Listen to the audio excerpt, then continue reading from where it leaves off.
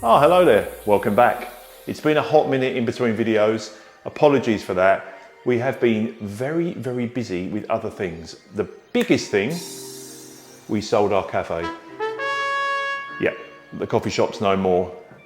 So that's quite big news. And aside from not getting up at 5 AM, probably the other biggest change to get used to is not having a great big La Marzocco coffee machine to use every day. So what does then an ex-professional barista buy oneself to fill that void and hopefully recreate decent coffee at home?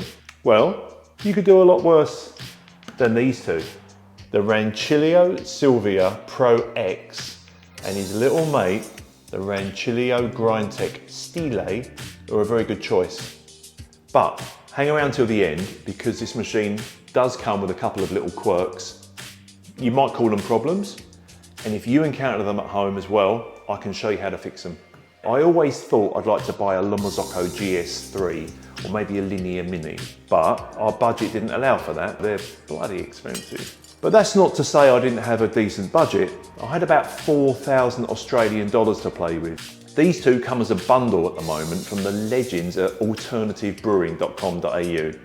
If you live in Australia and you love making coffee at home, check out their website, it's amazing. They've got everything you'd ever want. They're not sponsoring this channel at all. I just happen to be a fan and I can highly recommend them. At the time of purchase, they cost me 3895.85 Australian dollars. So that is about £2,000 or about $2,500 US, very roughly. And I appreciate things fluctuate and change. Now, I'm sure you've all fallen down your very own research rabbit holes. And if not, trust me, home espresso rabbit holes are deep. So, to speed things along, but most importantly make the right choice, I filtered down my research values to 3 fundamental categories. Let's call them my 3 pillars of success. Pillar 1, brand ethics and mission. What are they all about then? Pillar 2, build quality. How long's it gonna last you? And pillar 3, features. What can it do? Okay, pillar number 1. Who exactly are these Rancilio people? I know you're busy, but here's a very brief history. Roberto Rancilio, a returning Italian war hero, he built his first espresso machine in 1927 in a tiny factory just outside of Milan. The man had a vision of not just high quality espresso making masterpieces, but he foresaw the growing need for them in the what was soon to be booming Italian cafe social scene. Coffee was fast becoming a new social lubricant and cafes were the place to get lubricated. Roberto was a stylish guy, using modern lines for his machines and stunning artwork for his company's adverts. I mean, just look at this. And this. And whatever the heck this is. Fast forward and the modern Rancilio group of today has adopted an impressive environmentally minded and sustainable approach when it comes to production. One of their initiatives, for example, was using 100% renewable energy sources. That's 100%. And I like that. I also really like the company's hiring policy, with the average age of their employees coming in at a sprightly and childlike 44 years old. It's a wonder they can even operate with such youthful workers. These two are part of Rancilio's Homeline range, but Rancilio's roots lie in the production of beautiful commercial espresso machines, one of which, the RS1, was used by the winner of the 2024 Italian Latte Art Championships. So, we're off to a good start. But what about pillar 2, I hear you ask? Build quality. Well, the Rancilio Pro is solid. It's not over-engineered, it's just reassuringly heavy. It won't slide about on your bench top each time you take the portafilter in and out, like some other machines will. Oh, and this portafilter, by the way, it's really good. It's like a professional standard. And it comes with this pretty decent 18-gram basket too, as well as a smaller, shallower, single shot basket. The tamp that comes with the machine is really good quality. It's a pro standard, steel base, nice and heavy, and it happens to fit my hand really well.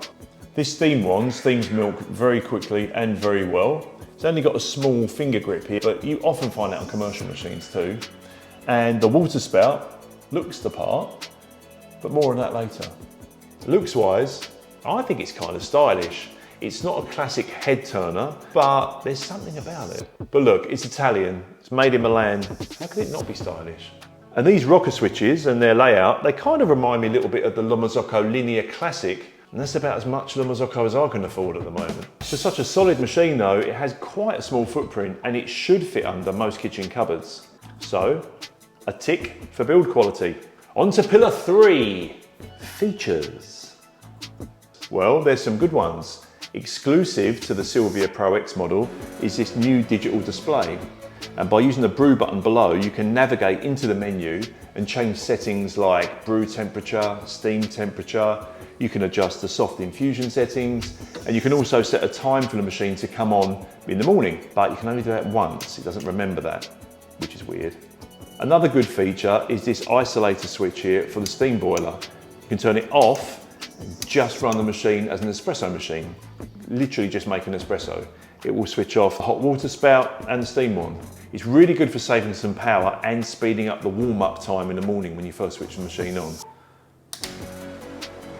The Silvia Pro X's main features are dual boiler, dual PIDs, Rancilio's very own take on pre-infusion called soft infusion. This is a brand new feature, and there'll be some more on this in a minute. And another new feature, exclusive to this machine, a pressure gauge. Oh, and one last prerequisite, more of a personal item that I needed my coffee machine to include, and that was a hot water spout. I tend to drink Americanos and long blacks, and I needed one of these. But again, more on that later. Let's get technical-ish for a sec. The Rancilio Silvia Pro X has dual boilers, one for steam and one for espresso extraction, meaning while your shot's running and you're extracting espresso, you can simultaneously steam your milk, just like a barista would in a cafe, but on a smaller scale. Each of these boilers has its very own PID, or proportional integral derivative. What? You'll see PIDs mentioned a lot when you're shopping for your espresso machine. What they are tiny digital devices that monitor the variables during a mechanical process. So things like speed or flow, and in the case of an espresso machine, it's temperature. Temperature for espresso extraction and for steaming milk. The PIDs are needed to make the little adjustments that maintain the optimal water temperature during espresso brewing. You won't believe how much I meant to say that part. This enables really good temperature stability from one shot to the next. And temperature stability is important for delicious espresso.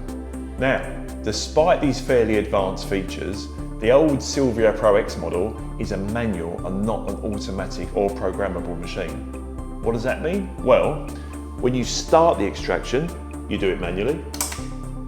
And to end the extraction, you do it manually. But enough of my talk, let me just show you how that works. I've zero-tiered my scale. I'm going to run a shot now. It should be somewhere around the 18 gram to 19 gram mark. And using the classic 2:1 ratio, I've got 18 grams of dry coffee here, and I want 36 grams of wet coffee in my espresso cup. Empty espresso cup on the scale, zero tear.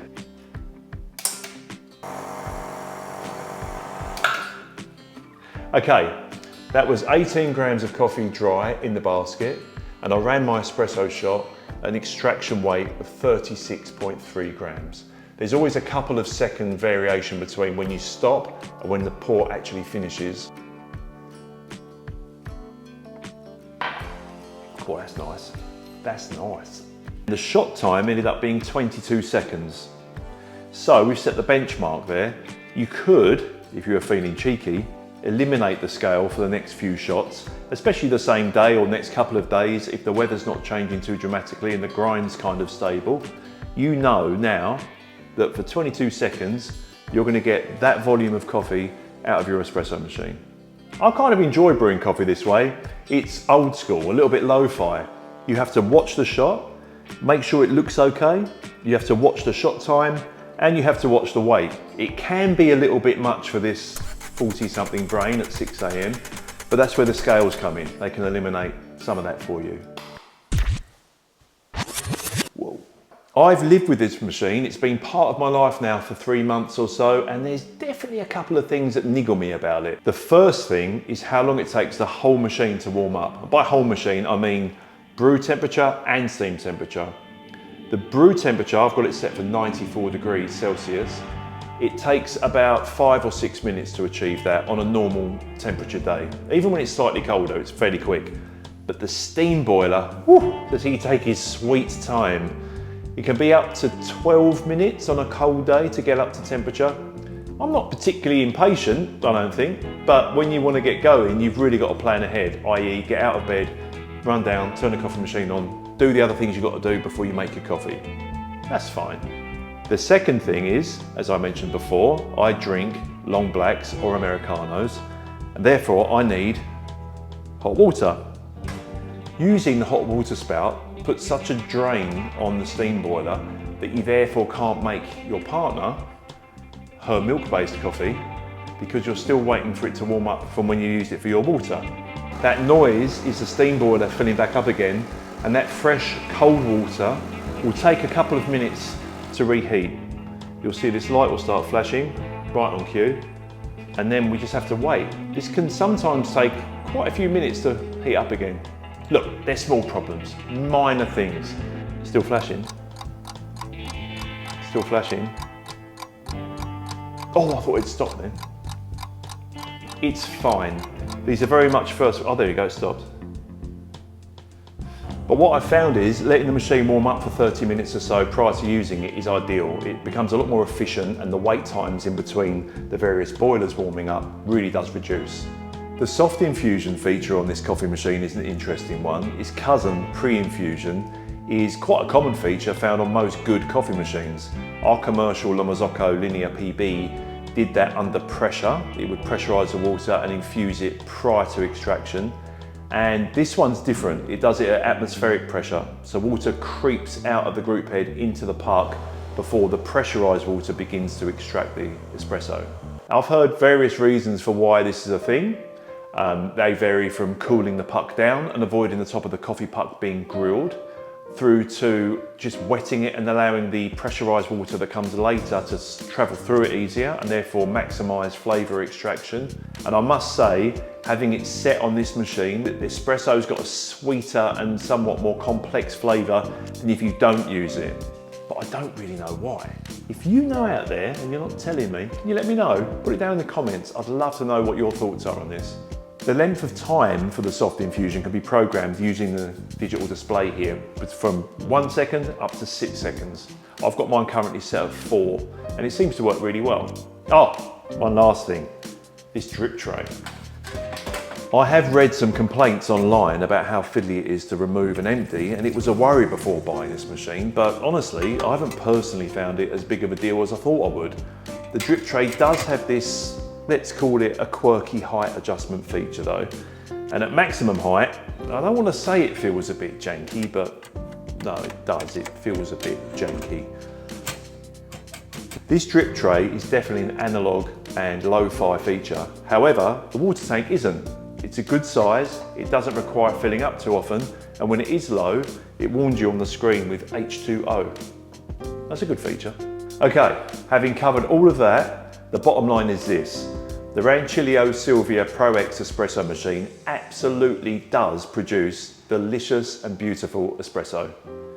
If you want to get the best from the beans you've just treated yourself to, or recreate that killer cup you just had down at your favourite coffee shop, if those things are on your to-do list and you want to become a barista boss, this thing will take you down to Boss Town, baby. I mean, just look at some of these shots of shots.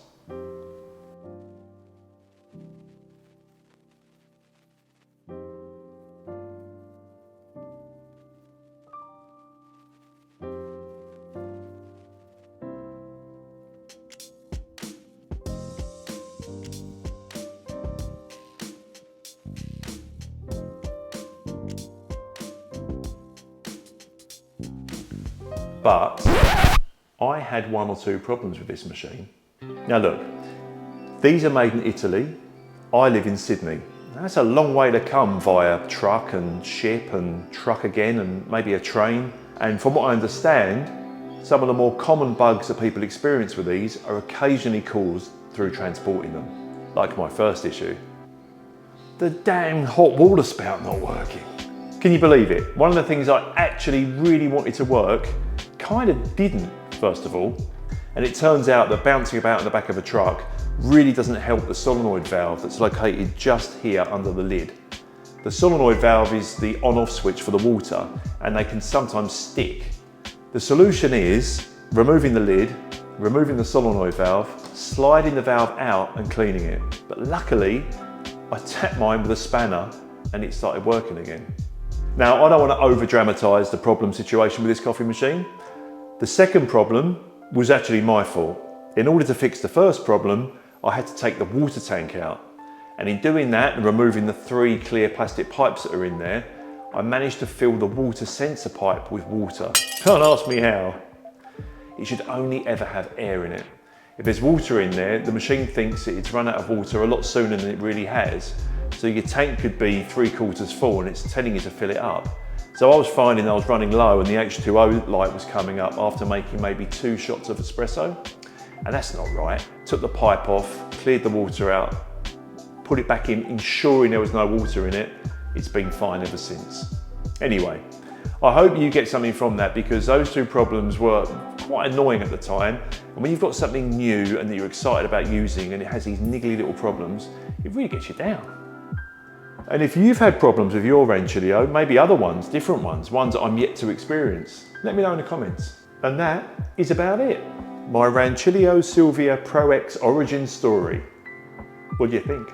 I think it's a great espresso machine. 5 out of 5. It's ideal for home baristas, all the way up to ex-retired, semi-retired baristas. And I suppose my 3 pillars of success really did pay off. They were a success. I'm very pleased with it. I use it all the time, and it's allowing me to make cafe quality coffee at home very easily. Let me know in the comments if you're thinking of buying a Rancilio of any type. I'd be fascinated to know. And also any other things you're looking at, any questions you might have, just hit us up in the comments. Don't be shy. And until the next one, I love you. Bye.